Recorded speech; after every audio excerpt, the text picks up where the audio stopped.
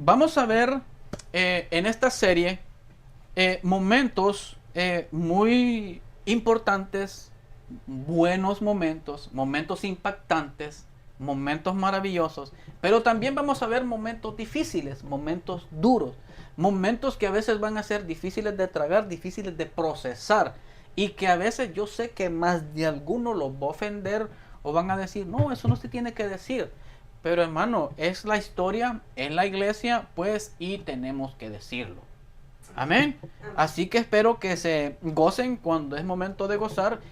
Cuando es momento de decir amén, pues que digan amén, pero que también cuando lleguen estos momentos que son un poco incómodos, pues que también los se acepten porque es parte de lo que la iglesia ha pasado. Amén.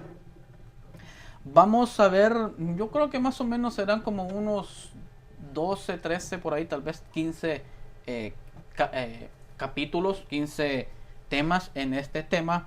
Y vamos a ver entre esos temas cómo nació la iglesia, que ese es el primer tema, cómo nació la iglesia, cómo se fue desarrollando la iglesia, qué es lo que pasó desde el primer día de la iglesia, cómo se fue desarrollando, cómo los cristianos originales de la iglesia se fueron apartando, los sucesores de los apóstoles, cómo se fueron apartando de lo que es el cristianismo, de la doctrina.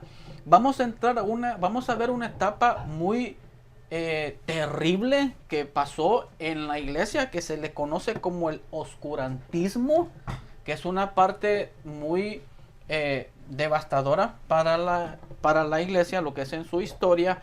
Vamos a ver también, vamos a llegar al tiempo del papado. Vamos a ver cómo fue que empezó a entrar lo que se llama los papas o el papado a la iglesia. Y también vamos a ir avanzando, vamos a ir viendo, vamos a entrar lo que es el tiempo de la reforma, cuando salieron los reformadores de la iglesia, Martín Lutero, Juan Calvino y muchos otros reformadores de la iglesia, hasta llegar al tiempo que estamos hoy en la iglesia, hasta nuestros días. ¿Cómo está la condición actual de la iglesia? ¿Cómo está la iglesia hoy en el siglo XXI? Amén. Ahora, ¿dónde comienza la iglesia? Bueno, en el libro de Lucas, capítulo 24, versículos 50 al 51, vemos el final de el Evangelio de Lucas, que fue el que escribió el libro de los Hechos. Entonces podemos deducir que donde termina el libro de Lucas, pues comienza el libro de los Hechos. Amén. Eso fue cuando Jesús ascendió delante de los apóstoles y les dijo que iban a ser sus testigos.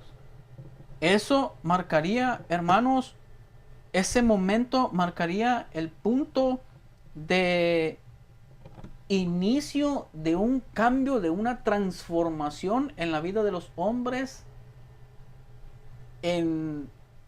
Se puede decir que en todo lo que es la historia de la humanidad. Amén.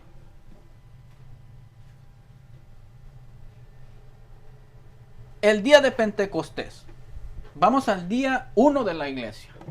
Y a medida que podamos avanzando, vamos a ir entrando año por año, dentro de lo que pues tengamos referencia tanto en la Biblia y lo que es la historia.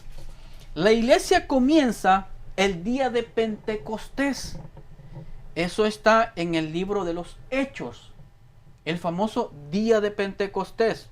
Ese fue el gran inicio de la iglesia. En el libro de los Hechos, capítulo 1, verso 8, es cuando el Señor le dijo a los apóstoles y a los discípulos, váyanse y esperen la promesa, que dentro de no muchos días ustedes van a recibir. Entonces, ellos se fueron para el lugar conocido como el aposento alto. Eso fue más o menos, eso fue unos 30 años después de Cristo. ¿Cuánto fue? 30 años después de Cristo. Más o menos unos 50 días después de que Jesucristo resucitó. Acuérdese que la palabra de Dios dice que cuando resucitó, Él anduvo ahí con los discípulos. Él los terminó con los apóstoles, los discípulos. Él terminó la etapa de discipulado con los discípulos después de su resurrección. Entonces, 30 años después, 50 días después de que resucitó, encontramos el famoso día de Pentecostés. El día histórico para la humanidad. ¿Por qué fue un día histórico? Bueno, pues porque ahí fue por donde por primera vez se derramó el Espíritu Santo sobre las personas. Se derramó el Espíritu Santo sobre todos los hombres. En ese momento, pues, los más o menos 120 personas que estaban ahí en el aposento alto. Acuérdese que antes de el Espíritu Santo, pues, se derramaba o estaba solo en ciertos tipos de personas, en los jueces, en los profetas, reyes, en sacerdotes. No era en todo el mundo, no era en cada persona. Aunque creyeran en el Señor, confiaran en el Señor, confesaran a Dios, pues no era así. Tenías hasta su propio pueblo, el pueblo de Israel, pues es el pueblo de Dios, pero ni aún ellos tenían el Espíritu Santo, solo era en ciertas personas. Pero a partir del día de Pentecostés fue derramado el Espíritu Santo por primera vez sobre todos los hombres. Primeramente en los 120 que estaban ahí, los apóstoles y los discípulos. Ahora, una cosa que entendieron los apóstoles, los discípulos, en ese momento fue que el evangelio es un asunto 100% espiritual. Es 100% espiritual. No es, el evangelio no es un asunto material, ni mucho menos un asunto político, ni mucho menos un asunto humano. Es 100% espiritual. Desde ese día, hermano, el Espíritu Santo mora sobre cada uno de los que hemos nacido de nuevo. Amén. ¿Cuántos han nacido de nuevo? Amén. Amén. Entonces, si usted ha nacido de nuevo, si usted es cristiano, el Espíritu Santo mora en usted. Amén. Y fíjese bien lo que dije. Nacido de nuevo. Cristiano. ¿Por qué? Porque los nacidos de nuevo, los cristianos nacidos de nuevo, somos los que formamos la iglesia. ¿O quién cree usted que forma la iglesia? Nosotros, los que hemos nacido de nuevo. La iglesia no lo forma la gente que viene a la iglesia.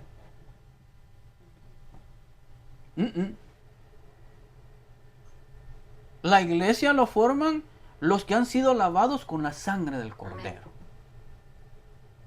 No es aquel que viene en la iglesia. Una de las cosas que enseñó Jesús es que el trigo y la cizaña siempre iban a estar juntos.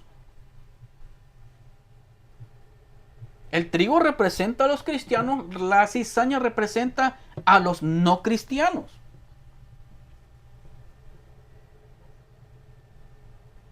Eso significa que en la iglesia, en un edificio al cual nosotros llamamos iglesia, pues van a haber cristianos y no cristianos. Porque el cristiano no lo hace a una persona solo por venir a la iglesia. El mismo diablo viene a la iglesia.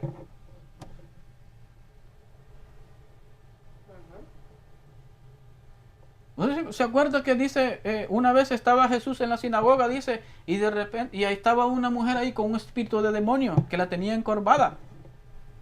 Entonces, el Señor la liberó, le dijo, eres libre de tu enfermedad. Pero estaba endemoniada y estaba en la iglesia. O sea, el hecho, hermano, de venir a la iglesia no hace cristiano a nadie. Nadie es cristiano solo por venir a la iglesia, o por escuchar las prédicas, o por venir al instituto bíblico. Nadie es cristiano por eso. Hay mucha gente que nos ve, que nos escucha, que viene a la iglesia y no es cristiano. Ahora, nosotros como pastores que somos, nuestro mayor deseo es que todos los que vengan a la iglesia, los que formen parte de esta iglesia, sean cristianos. Y si todavía no eres cristiano y no habías entendido que no por venir a la iglesia eres cristiano, pues hoy es un día para arrepentirse y entregar su vida a Jesucristo. Decirle al Señor, Señor, perdona mis pecados, entra en mi corazón, te recibo como Señor y Salvador de mi vida. Y ya, eso es todo lo que hay que hacer. Y caminar conforme a la palabra. Venir a la iglesia, estar los días de culto, los días de la escuela, y aprender de la palabra y crecer en la palabra. Amén. Ahora, aquí hay otra pregunta. ¿Cuál es la iglesia verdadera?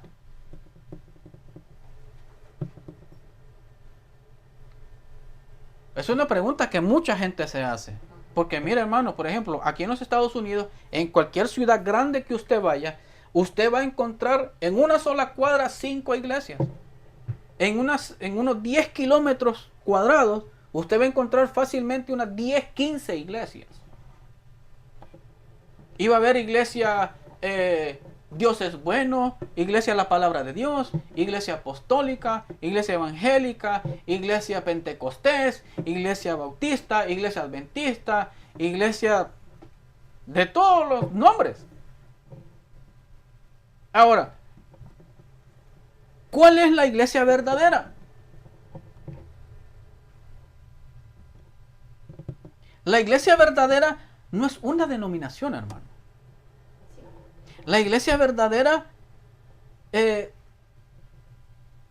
no, yo no puedo ir y decir, esta iglesia, la palabra de Dios, esta es la iglesia verdadera. La iglesia pentecostés, esta es la iglesia verdadera. No, porque la iglesia verdadera la forman todas aquellas personas que han nacido de nuevo. Amén. Esa es la iglesia. ¿Por qué? Porque hay muchas denominaciones y dentro de esas denominaciones, incluyendo sectas, más de alguno nacido de nuevo hay. Amén. No importa la denominación. Y aunque sean 5,000 personas en esa denominación, en esa secta, pues, y hay uno nacido de nuevo, ese nacido de nuevo es el que forma la iglesia y ese es el que va a llegar a la presencia de Dios el día que muera. Aunque los otros 4,999 se pierdan, pero había uno ahí que cree verdaderamente. Entonces la iglesia verdadera la forman aquellos que somos hijos de Dios, que hemos sido lavados con la sangre de Jesucristo, que lo hemos recibido como Señor y Salvador de nuestras vidas, que hemos sido lavados con su sangre. Amén.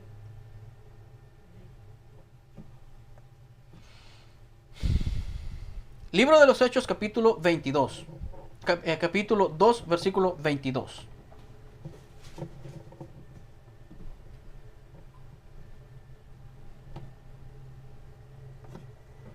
Después de que el Espíritu Santo fue derramado,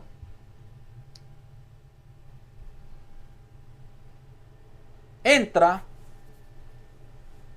en escenario la primera predicación.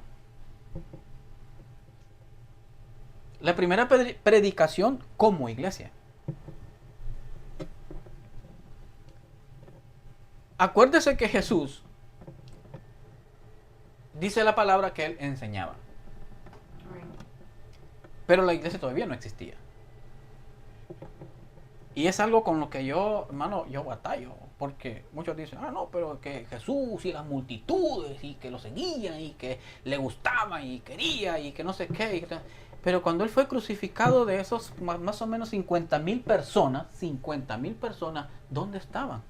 40,000 personas, ¿dónde estaban? Cuando la iglesia comenzó el día de Pentecostés, esas 50,000, 40,000, 30,000, 20,000, las que usted le quiera poner, ¿dónde estaban? Jesucristo fue arrestado, sentenciado, juzgado, sentenciado, crucificado. ¿Y esa gente dónde estaba? Resucitó, anduvo todavía con los discípulos, con los apóstoles, ascendió, llegó el día de Pentecostés. Esas personas, ¿dónde estaban? Se derramó el Espíritu Santo. Llega el momento de la primera prédica. ¿Y esas personas, dónde estaban? No estaban. Y hoy, hermano, mire, hoy sucede eso dentro de las iglesias. Que las iglesias hay 1,000 personas, 2,000, 5,000. Ay, qué bonito predica el pastor. 10,000, ay, 20,000. Yo tengo 500,000 seguidores. Eso pasa hoy en la iglesia.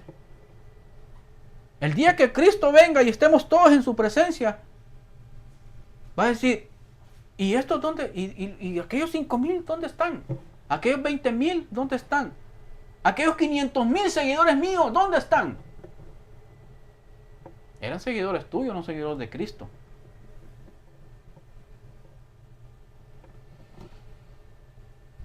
Entremos a la primera predicación del apóstol Pedro.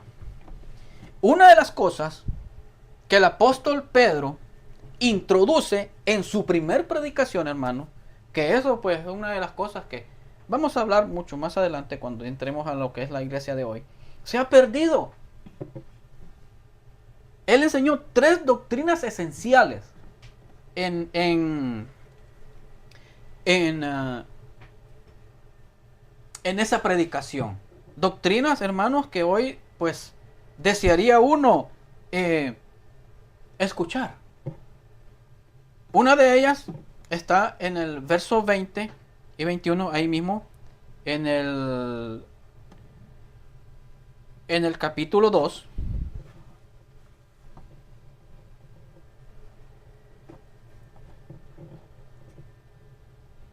Y es la segunda venida de Cristo. Hermanos, mire, una de las cosas que el Señor me ha mandado a predicar a mí es: yo vengo pronto. Amén. Jesucristo viene pronto, hermano. Amén. Y esa fue lo que el apóstol Pedro predicó de principio. Una de las doctrinas que deben ser fundamentales para la iglesia. Dice en el Hechos 2:20, el sol se convertirá en tinieblas y la luna en sangre. Oiga, eso es antes que venga el día del Señor, grande y manifiesto, grande y poderoso, esplendoroso, extraordinario. Y todo aquel que invocar al Señor, en el 21, y todo aquel que invocare el nombre del Señor será salvo. ¿Quién? Todo, hermano, todo. Aquí no hay excepción de personas.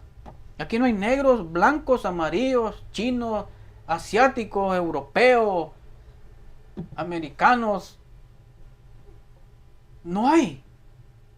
Todo. Las puertas están abiertas para todos. Esto fue lo que el apóstol predicó. La segunda venida de Cristo. Van a pasar estas cosas antes que venga el día del Señor. Número 2. la resurrección de Cristo. Hoy, hermanos, hasta la resurrección de Cristo se ha manipulado y hacen creer a la gente que la resurrección de Cristo, la muerte, crucifixión de Cristo, la resurrección de Cristo es para hacer a la gente rica, que es para hacer a la gente famosa. No, hermano. La resurrección de Cristo es una doctrina fundamental para nosotros cristianos, porque sin resurrección de Cristo no hay salvación. No puede haber salvación. Eso está en el verso 32, ahí mismo, en el capítulo 2. A este Jesús resucitó Dios, de lo cual todos nosotros somos testigos.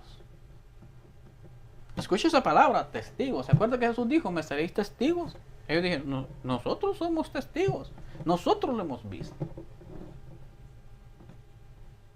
Y número 3, Jesús es el Mesías Salvador. Hoy Jesús, hermanos, es todo menos el Salvador. Jesús es un cajero automático.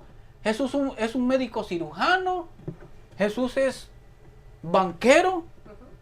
Jesús lo tratan así como llegaron aquí, Señor, mira que mi hermano no quiere compartir la herencia. ¿Y acaso soy yo abogado o qué? Bueno, ustedes de abogado lo tienen hoy. Así lo tienen hoy. Pero de Salvador.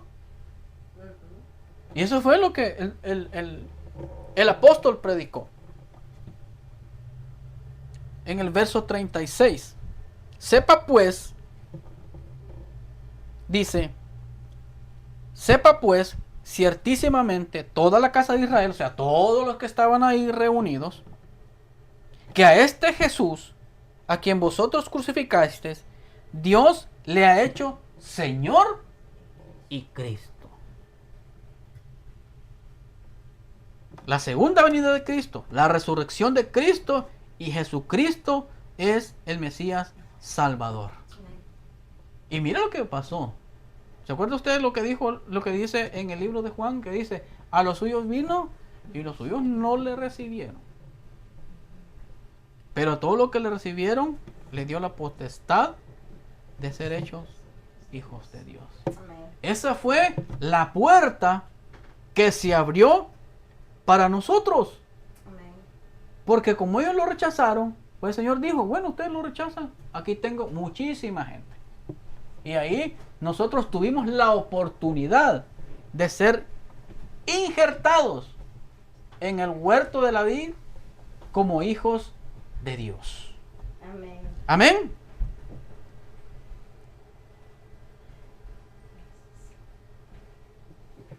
Una de las cosas que ha dañado mucho el crecimiento de una iglesia de cristianos, formada por cristianos, hoy en día es la falta de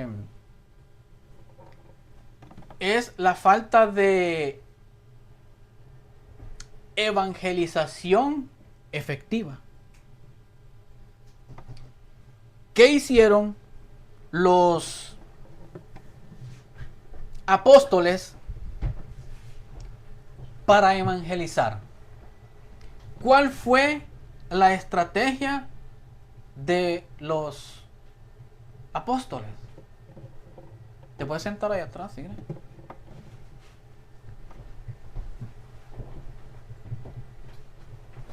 Este día. ¿Cuál fue la estrategia de los apóstoles? Los apóstoles predicaban simple y sencillamente su testimonio personal. Eso era todo lo que ellos hacían. Ellos no planeaban algo que es lo que hacen hoy, que no, y vamos a hacer una campaña evangelística. Vamos a hacer una campaña de liberación, de sanidad, de venga y que no sé qué y que no sé cuánto. Ellos no hacían eso. La iglesia crecía de manera natural, de manera espontánea.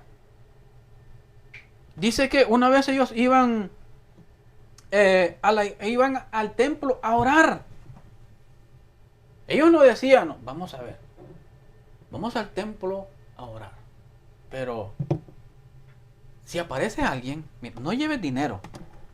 Si aparece alguien y nos pide dinero, le digamos que no tenemos. Pero lo que tenemos te vamos a dar. Ellos no dijeron nada de eso. Ellos iban al templo a orar. Y en ese momento se les apareció un cojo ahí y le dice, mira, dame algo de... No tenemos ni oro ni plata, pero lo que tenemos te doy en el nombre de Jesucristo. Levántate. ¿Y después qué sucedió? Después dice que el cojo se levantó, iba cantando, brincando, celebrando. Y después cuando la gente miró aquello, la gente se amontonó la gente y se fueron a buscarlos a otra de las puertas de los portones del templo. Y se reunieron todos aquellos. Y dijeron, ve, y este no era este que era cojo. Imagínense. Y lo miraron ahí brincando, saltando, celebrando, cantando. Imagínense ese momento. Y hoy en muchas iglesias, hermanos, que hasta, mire, la vez pasada estuvimos escuchando de iglesias que ni siquiera aplauden. Dice un pastor que un día estaba en la iglesia,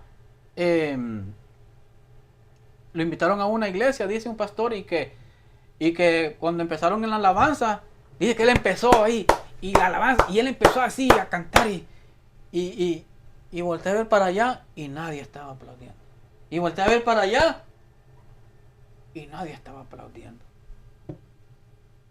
Y dice el pastor que le dijo al que lo invitó, le dice, mira, ¿y por qué nadie está aplaudiendo? No, es que aquí no se aplaude. Entonces dice que, bueno, como ahí no se aplaude, pues dejó de aplaudir. Y después, dice que después lo invitaron a otra iglesia. Y entonces él empieza la alabanza. Y cuando empieza la alabanza, y él dice que él estaba así, solo cantando. Y todo el mundo aplaudiendo y celebrando y todo. Y el que lo invitó le dice, ¿y por qué no aplaude? No, porque como allá no... En unos lugares sí, en otros lugares no. Imagínense esta gente con este cojo.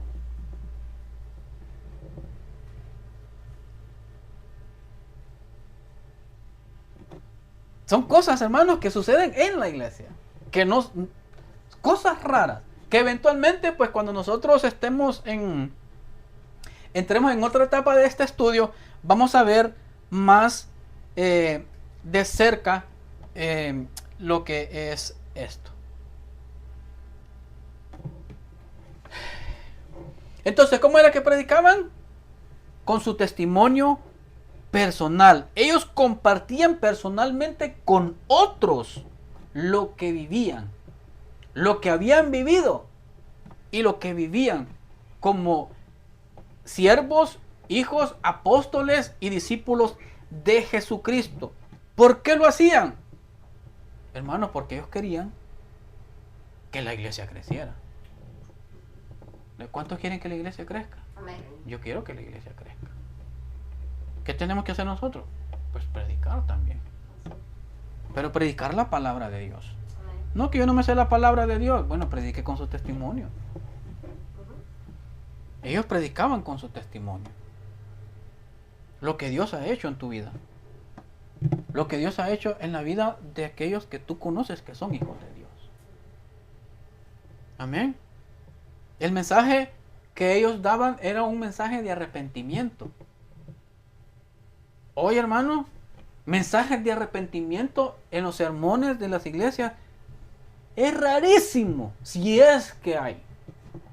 Yo tengo años de no escuchar de un pastor un mensaje de arrepentimiento. No hay. Hoy los mensajes de hoy son: vas a ser bendecido, vas a ser prosperado, vas a ser libre, vas a ser sano, vas a ser un campeón. Tú eres una perla de gran valor. ¿Y el arrepentimiento? ¿Y el perdón? No hay. No, algo está pasando hoy. Y en la iglesia primitiva, eso era el mensaje. Ellos, a medida que la iglesia iba creciendo, ellos solucionaban los problemas de la iglesia inmediatamente. Y nunca dejaban de predicar la palabra. ¿Por qué? Porque en un ministerio, en la iglesia, lo fundamental, lo esencial, lo primordial es la predicación del evangelio. En el libro de los Hechos, capítulo 6, no lo busque, vemos una de las cosas que sucedió dentro de la iglesia. Dice que se quejaban los griegos. Había una sola quejadera, una quejabanza en la iglesia, porque es que las viudas de aquí no se atendían, las otras sí se atendían, aquellas no se atendían, estas sí se atendían. Entonces dice que llegaron a los apóstoles a ponerles la queja. Y ellos dijeron, mire, aquí vamos a hacer una cosa. No es justo que nosotros dejemos de predicar para atender a la gente. Vamos a escoger 7 personas, varones llenos del Espíritu Santo, para que hagan ese trabajo, para que ejerzan ese ministerio. Hoy en día, hermano, los pastores quieren ser pastores orquesta, pastores hácelo todo. Hermano, no, el trabajo cuando un ministerio ya está establecido, el trabajo debe ser compartido. En el ministerio, en cualquier iglesia, hay mucho trabajo que hacer. Siempre hay trabajo que hacer. Y eso le corresponde hacerlo a los miembros de la iglesia, a los que han nacido de nuevo, a los que estábamos enseñando al principio. Amén. El trabajo principal de los apóstoles era predicar la palabra de Dios. Amén. Amén.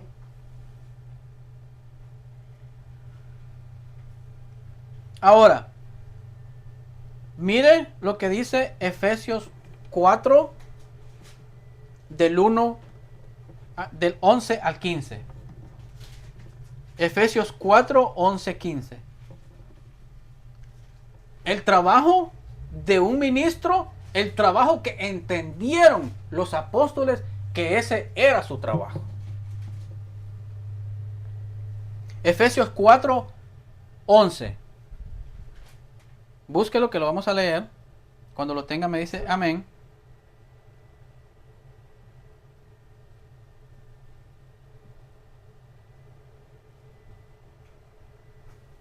Dice en el verso 11, él mismo constituyó a unos apóstoles, a otros profetas, a otros evangelistas, a otros pastores y maestros. Esto es lo que se le conoce como los 5 ministerios.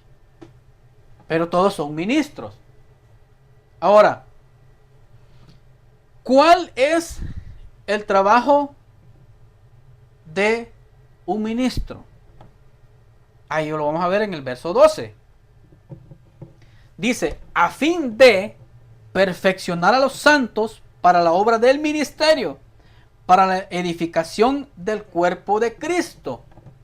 Empieza diciendo a fin de, o sea, para, hasta llegar a una meta.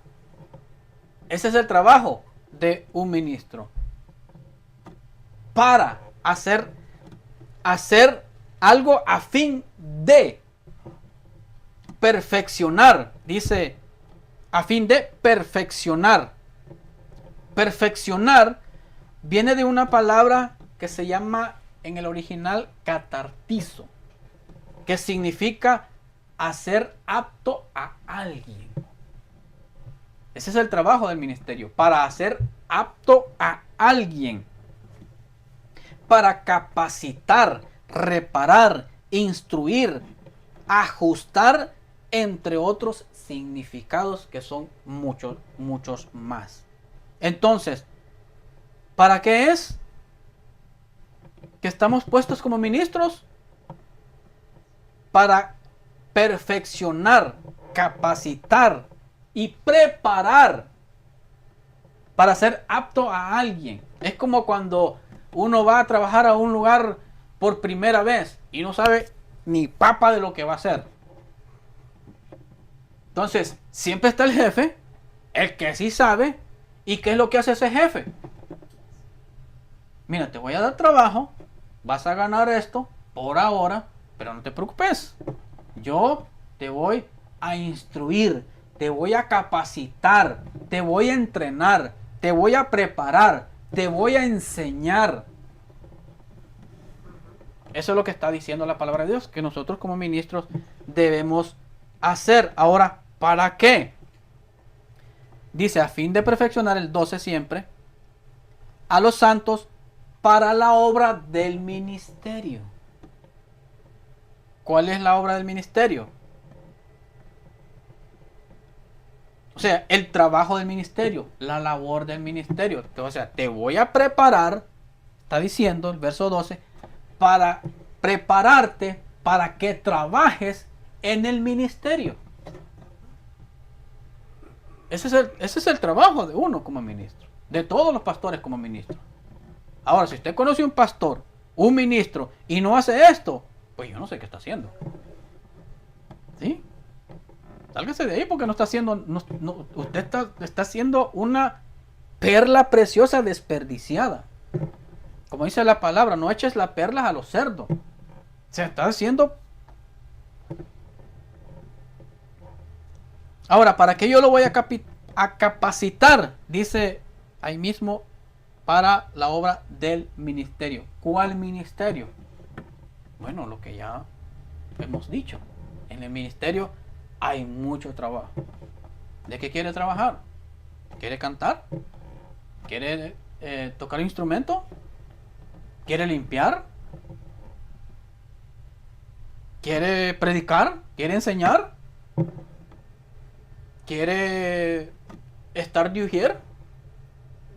Porque cuando se dice ministerio, a esto se está refiriendo la palabra ministerio, que viene de la palabra diaconía, de donde viene la palabra, pues, diácono, que nosotros como cristianos le conocemos como los ujieres, que también significa servir, ayudar a alguien que necesita, socorrer, entre otros significados. Entonces, lo que está diciendo el verso 12 es que el trabajo del pastor es capacitar a alguien para que trabaje en el ministerio que tenga que trabajar dentro de una iglesia. Amén. Amén. Mira, hermano, nosotros cuando estábamos empezando en la iglesia, como cristianos, el pastor que era nuestro pastor, él nos invitó a un instituto bíblico. Y yo me gustó cuando él me dijo, mira, allá hay un instituto bíblico, pueden ir para que aprendan más de la palabra. Y yo pues le dije, sí, le dijimos, está bien, porque yo en mi interior yo dije, bueno, esta es una manera de comprometerme a leer más la palabra, a leer más la Biblia. Entonces, pues, fuimos. Ahora, aquí hay un problema grandísimo que la gente no se da cuenta. ¿Por qué usted cree que existen esos institutos bíblicos? ¿Usted sabe por qué? Porque el pastor es tan haragán que no quiere dar clases él, que no quiere enseñar él, que no quiere discipular él. Y entonces le hace más fácil mandar a su gente allá, a una escuela, a un instituto, cuando el trabajo lo tiene que hacer uno, cuando es parte del ministerio, cuando eso es lo que la Biblia dice, o no es eso lo que estamos leyendo. Ese es nuestro trabajo. Se dice que el pastorado y el pastor y maestro es un solo ministerio. Así es. Por eso es que dicen que lo que dice aquí no son 5 ministerios, sino que 4, porque el pastor y el maestro es lo mismo. Pero son 4 o sean 5. El pastor tiene que enseñar a sus ovejas y no mandarlas a un instituto. Por eso es que nosotros estamos haciendo esto hoy acá. Amén. Porque yo quiero cumplir con mi responsabilidad. Porque yo voy a dar cuenta un día delante de Dios. Y me va a decir, ¿y qué hiciste con el ministerio? ¿Por qué no capacitaste, enseñaste, instruiste?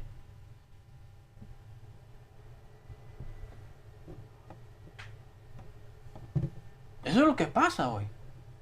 Usted mira, muchas iglesias no tienen estudios bíblicos. Prefieren más ponerlos a ayunar, a estar orando, ayunando. ¿Para qué? Y la iglesia sigue igual.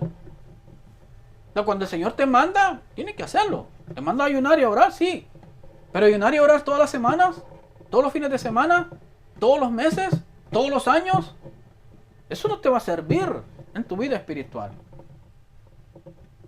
Eso se tiene que hacer eventualmente para tener una comunión íntima con Dios, tú y Dios. No porque el pastor te diga, no, bueno, vamos esta semana 15 días de ayuno, 2 semanas, 3 semanas de ayuno, 4 semanas de ayuno, medio ayuno. Ni existe eso, ni medio ayuno. Mucho menos el ayuno de Daniel. Eso es mentira. Daniel nunca ayunó. Ayunar es no comer, y Daniel comió. No estoy enojado, hermano.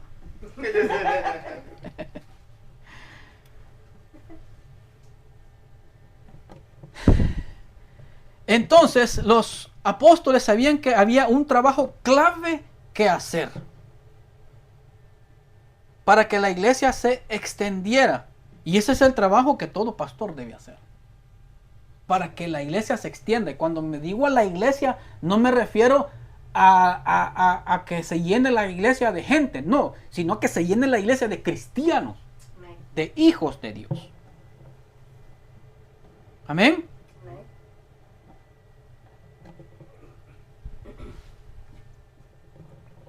Y hay pastores, hay ministros que se escudan en la palabra para no enseñar la palabra.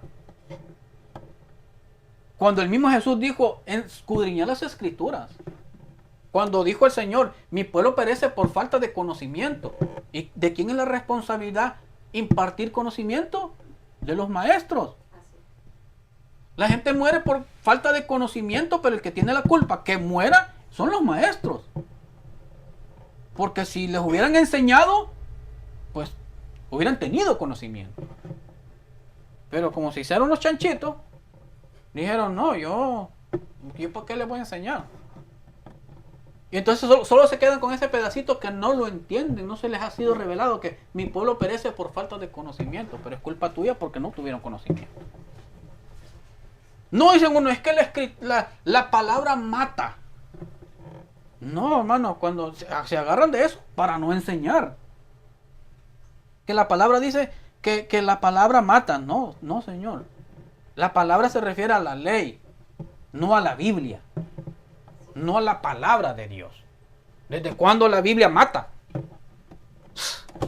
Son cosas, hermanos, que uno dice, esta gente está cucú. El mismo Pablo dijo en 2 Timoteo 3:10, la palabra de Dios es buena. Es buena. La palabra de Dios cambia corazones, hermano. En esto consiste el crecimiento de la iglesia, en tener verdaderos creyentes, no el montón de gente.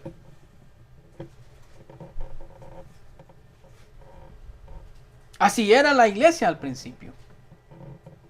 Ellos simple y sencillamente le predicaban a cualquier persona, pero le predicaban la palabra.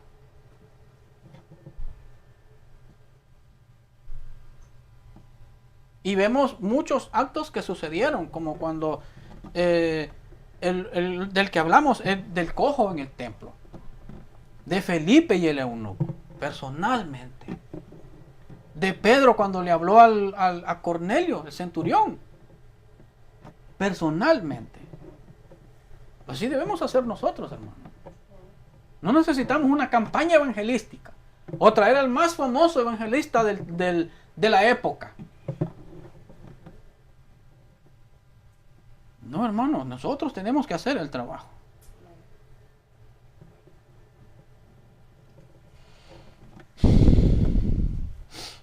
Ahora, pasó algo bien extraño en la vida de los apóstoles.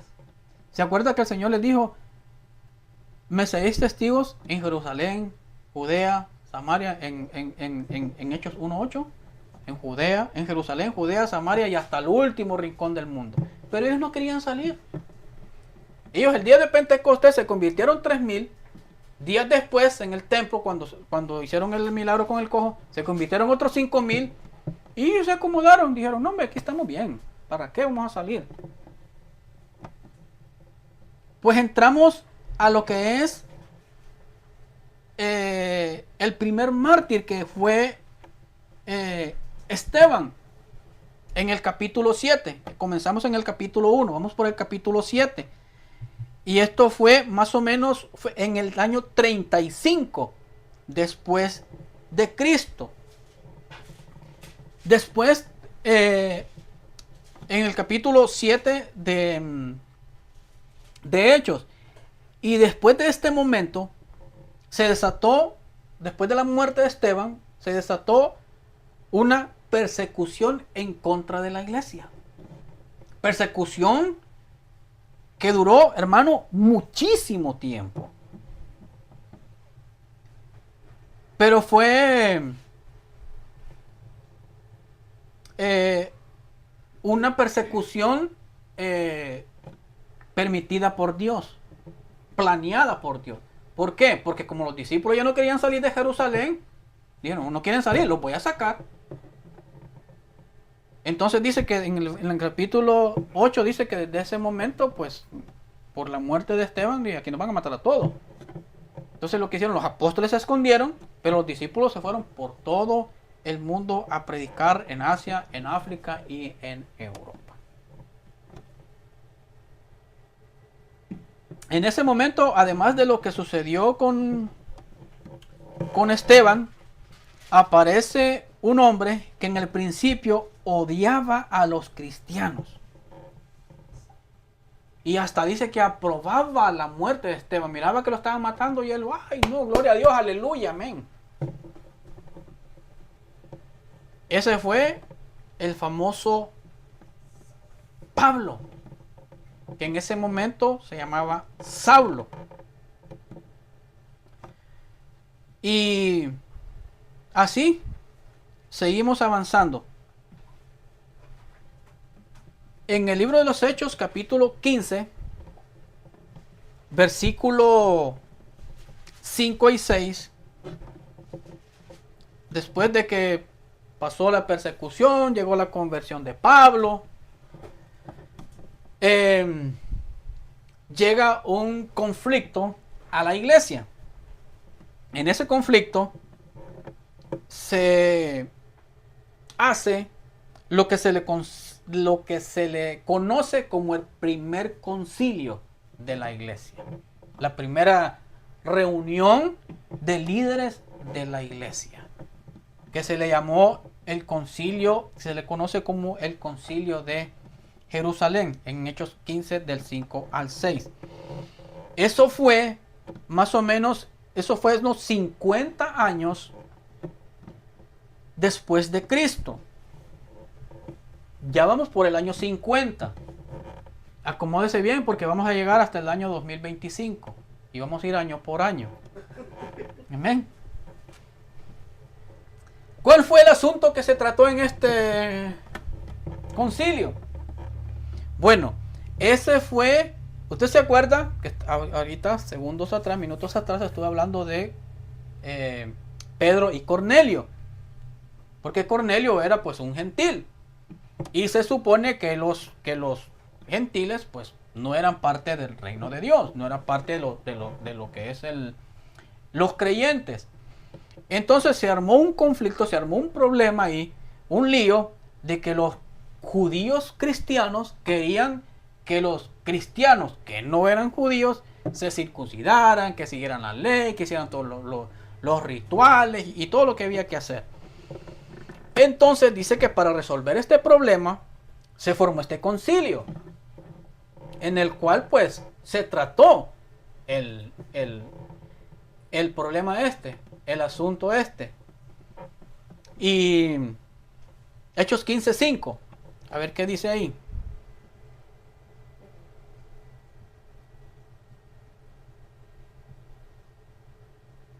Hechos 15:5. A ver si yo lo consigo por aquí.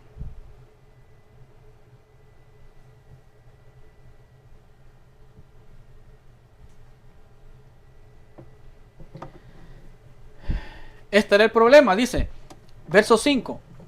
Pero algunos de los de la secta de los fariseos que habían creído, o sea, ya eran cristianos, y los fariseos pues eran los líderes judíos, y ya habían creído, ya eran cristianos.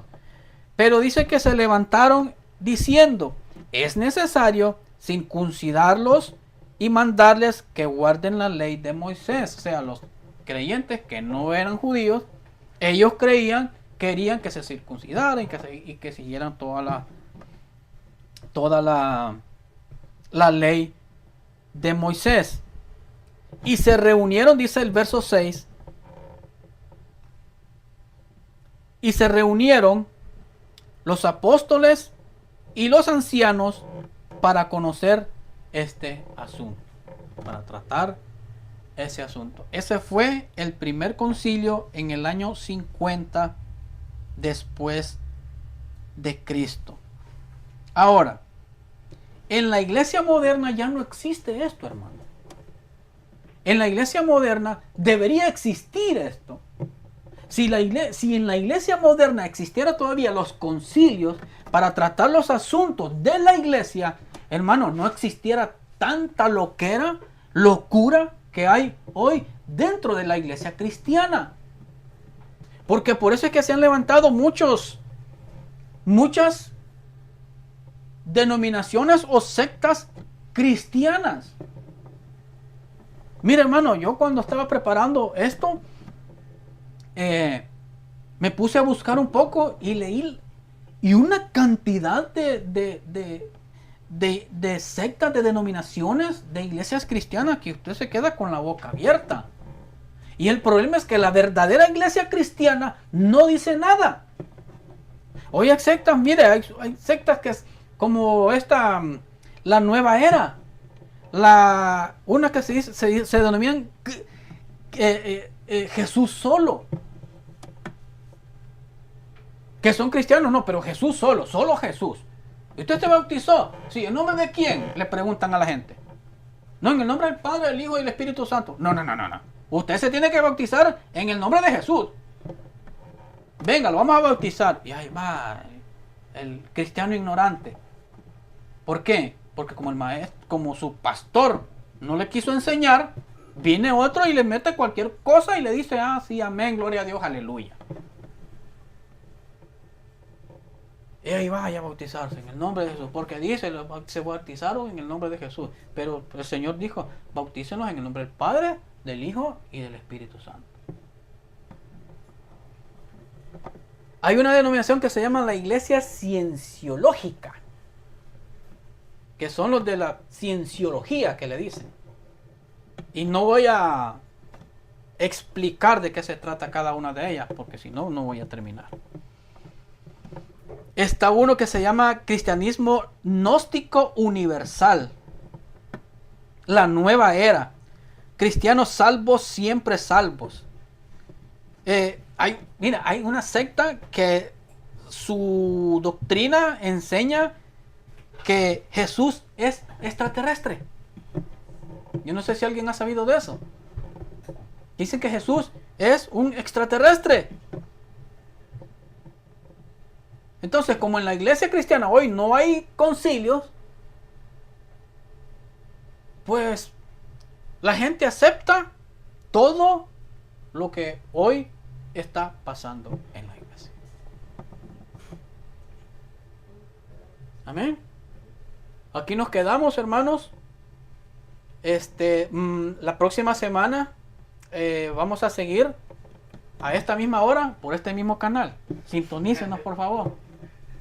Amén. Gracias por estar aquí presentes. Esperamos que lo que han aprendido hoy se les quede en su cabecita. Y cuando venga alguien a decirles algo acerca de una doctrina, hermano, esté preparado y siga viniendo a los estudios que tenemos en esta escuela. Y eventualmente estamos comenzando, porque una de las razones por las que yo comencé con este tema en nuestra iglesia es precisamente por eso, porque nuestro ministerio viene comenzando. Entonces, este es el inicio de la iglesia cristiana, pues este es el inicio de nuestra iglesia y de nuestra escuela. Amén. La historia de la iglesia, tema 1, el inicio de la iglesia. La próxima semana ya vamos a entrar en el segundo tema. Nos quedamos en el año 50 después de Cristo. Amén. Vamos a terminar. Vamos a dar gracias al Señor. Gracias a cada uno de los que están aquí presentes. Gracias a los que nos escucharon. Esperamos que, como dijo al principio, que compartan esta enseñanza y que, pues, así como nos sirve a nosotros, pues también que sirva a muchos más. Amén. Gracias. Que pasen unas